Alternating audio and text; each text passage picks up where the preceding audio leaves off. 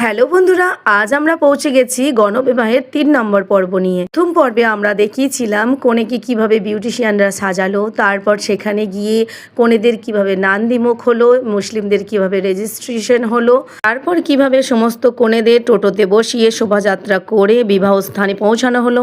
তারপরে পর্ব 2-এ দেখিয়েছিলাম বরেদের সমস্ত জামা কাপড় কিভাবে ডিস্ট্রিবিউশন হচ্ছিল, তারপরে বরেদের গায়ে হলুদ, বরেদের নান্দিমুখ।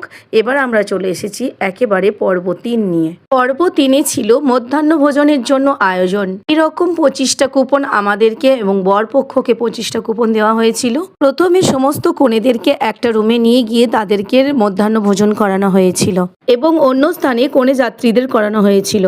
মধ্যাহ্ন ভোজনে আমাদের যা পদ ছিল, প্লেন সাদা ভাত, পনির পসন্দ, একটা বাঁধাকপি আলুর তরকারি, মুগের ডাল ছিল, কুমড়ো আলুর ছক্কা ছিল, একটা পাঁচমিশালি শাকসবজি ছিল, সঙ্গে দই, পাঁপড়, স্যালাড তো ছিলই। আমাদের কন্যা এখন লাঞ্চে বসেছেন, কেউ নজর দেবেন না। আমাদের কাঞ্চন কন্যাদের খাওয়া কমপ্লিট। তো বন্ধুরা, তৃতীয় পর্বে এটুকুই ছিল। সবাই ভালো থাকবেন, সুস্থ থাকবেন, সাবধানে থাকবেন, পুরো পর্ব দেখবেন।